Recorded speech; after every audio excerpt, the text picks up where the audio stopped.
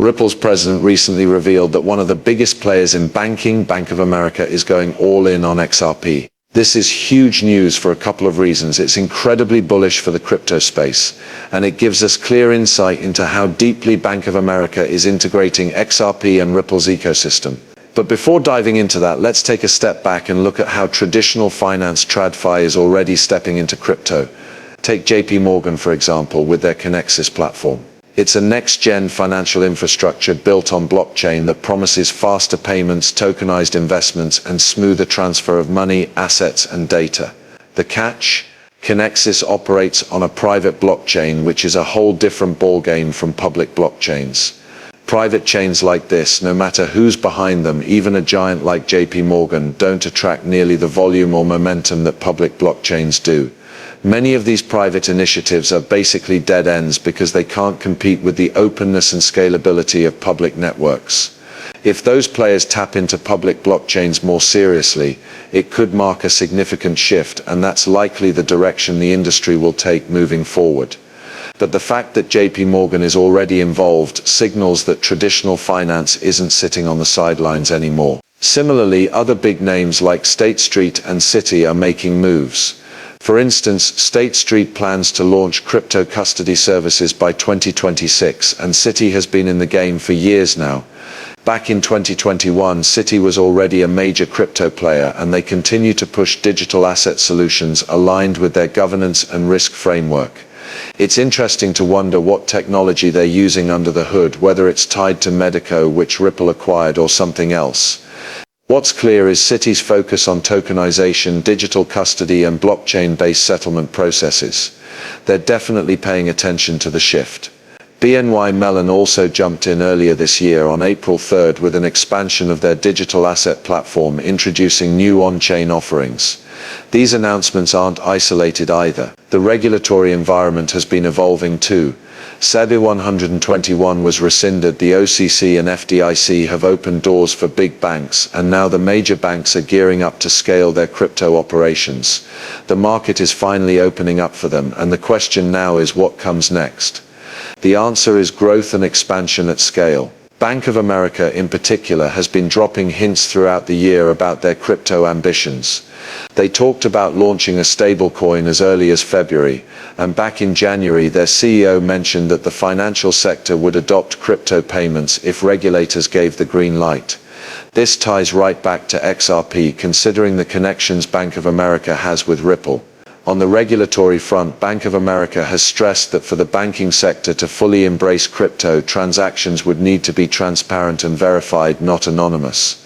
If those kinds of rules come into place, banks will have no choice but to adopt these new digital currencies because customers will demand faster, more flexible ways to move money. A common worry in finance is that cryptocurrencies might threaten the US dollar, but many see digital currencies as ultimately reinforcing the dollar's role rather than undermining it. A tool that plays a vital role in strengthening the economy is the US dollar. Scott Bessent, who was chosen by Trump for Treasury Secretary, emphasized how important it is to keep the dollar as the world's main reserve asset. The CEO of Bank of America mentioned that a strong dollar benefits the economy, but he also pointed out that the growth of crypto for everyday payments doesn't necessarily affect investment activities. For example, when you buy lunch nearby, paying with Visa, MasterCard, a debit card, or Apple Pay is just a quick way to move cash instantly, and crypto could become just another payment option like that. However, when it comes to investments like with Bitcoin, that's a different story altogether. Honestly, many traditional finance leaders still seem to miss the full picture based on how they talk about it. From my viewpoint, blockchain and distributed ledger technology (DLT) definitely influence the networks behind them and the tokens involved.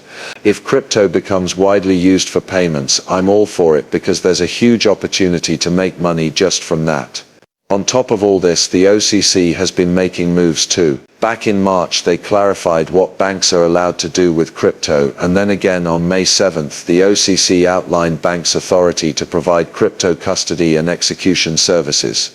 These are clear signs that regulatory bodies are adjusting to the crypto space. Plus, the FDIC announced that banks no longer need special permission to get involved with crypto, and the Federal Reserve withdrew its previous guidance on banks and crypto activities, all happening within the last few months. Taken together, this shows the market is officially open for institutional players to jump in. Now, shifting gears to something from digital asset investor, things are about to speed up.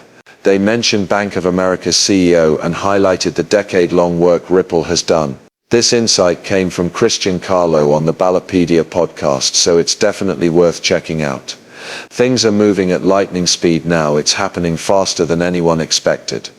One of the side effects of the Biden administration's tough stance on crypto was that it gave traditional finance leaders a convenient excuse to avoid building a crypto strategy.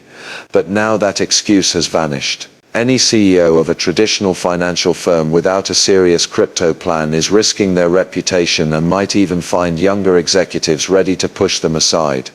This year is clearly the moment when big players in traditional finance are making major moves into the crypto world.